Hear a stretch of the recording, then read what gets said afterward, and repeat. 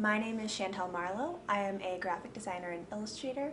I was born and raised in Florida, so I'm a Southern girl at heart. I've recently moved to Peoria, Illinois, not so recently, about 4 years ago, and I love it. So I have been working here in Illinois as an artist. I'm also a mom, and I teach at one of the local universities. I'm making art prints, selling art, trying to hone my craft while also raising kids, so that's interesting and a joy. So that's who I am now. Growing up, I was always into the arts, always knew that I would be in a creative field, whatever that looked like. So once it came time to go to college, I decided to go to Flagler College. It's on the other side of Florida, near Jacksonville, and studied graphic design. I studied in Italy for a bit, interned at a design studio over there, and I think it really expanded my view of art, of design, and really brought me out of my small Florida town girl perspective of the art world. One of the ideas I like to explore the most with my artwork is nature, actually. I find a lot of inspiration from florals and botanicals, and for me it ties really closely with my faith personally. I always found it interesting. There's a verse in scripture that talks about the flowers and just how beautiful the flowers are, and the fact that flowers don't fend for, like, they don't have to store up food, they don't try to make themselves more beautiful, they don't have to do anything. They're just beautiful, they exist, and they're taken care of, you know? They don't have to do anything to grow, you know, it happens on its own. And as someone who has a lot of anxiety, it hits me really personally to kind of see this subtle reminder in nature all of the time that I don't have to feel the same anxiety and stresses that I tend to carry on a daily basis. So a lot of my artwork usually depicts florals. It's just a personal thing for me. Whether I'm experimenting with different styles or different mediums, if it isn't focusing on some sort of botanical, then I usually incorporate some of that in there.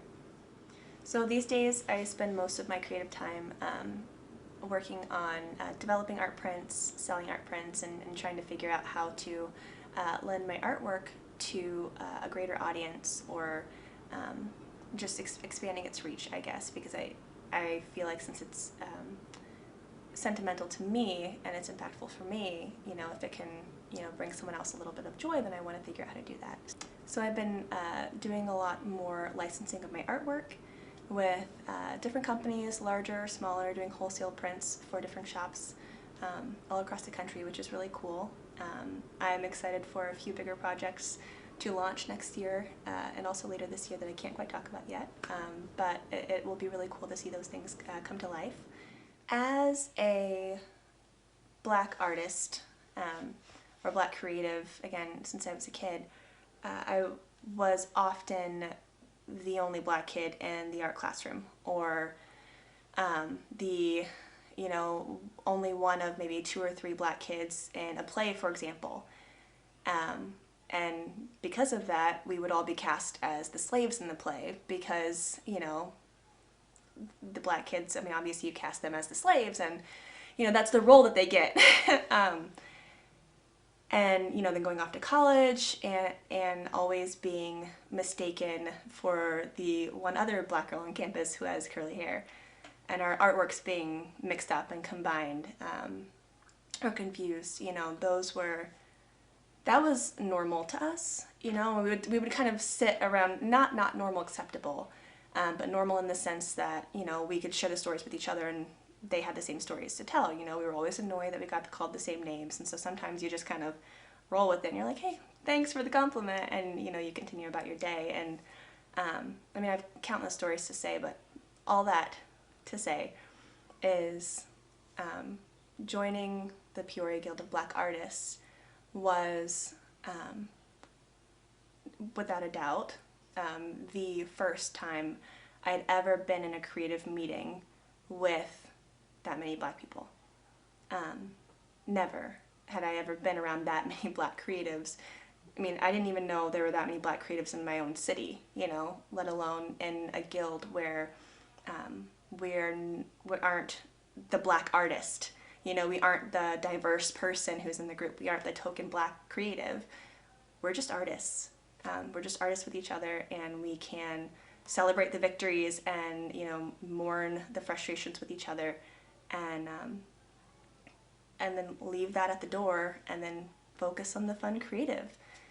We get to make art, we laugh, we share stories, and it's just a camaraderie that I've never had before. So my hope for Peoria moving forward is that we continue to grow, that we continue to invite people, creatives, artists, creative adjacents, kids, just people who may not have been encouraged to pursue the arts because of a fear of, you know, loneliness or isolation. And so hoping to bring people together to build up a strong community of Black creatives that, I don't know, that at least that I have never seen to exist. So that's what I'm hoping for. Working on this woodblock was so special for me. When I was studying in Italy, I actually took a printmaking course, and it was one of my favorite courses I've ever taken, and I was so disappointed to have only been able to take one semester of it. So, you know, years later, being presented with this opportunity at a time when I was super stressed, which is kind of a norm for me, to, you know, focus on this woodblock and carve it and, I don't know, just work with my hands and get to watch this beautiful, you know, relief come from this block of wood is really therapeutic for me. And I mean, concept-wise, I felt like in the midst of this pandemic, in the midst of COVID, I just felt like I was in my house all of the time, and just kind of, it felt like a literal and emotional watching the world from a window and just watching everything happen. You know, you can't really touch people, you can't really go out and enjoy the beautiful weather because you might, you know, get sick. And so I guess I just took the idea of a window of something that's kind of enclosed, and on the other side, again, since florals are really, you know, special to me, having this symbol of hope on the other side. And I was really happy with how it turned out. You know, I love the texture that you can get with woodblock, and I love, you know, the tactile way that the carving tools feel in your hand, and, you know, the subtleties in the pressure that you apply, and how much of a difference it makes. So I really, really enjoyed it, and I'm really thankful for this opportunity. So I worked with Erica Shiba. She is a fantastic printmaker. I was really excited to find out that she was my printmaker because I love her work, and I mean, I honestly couldn't imagine this print coming together the same way with someone else.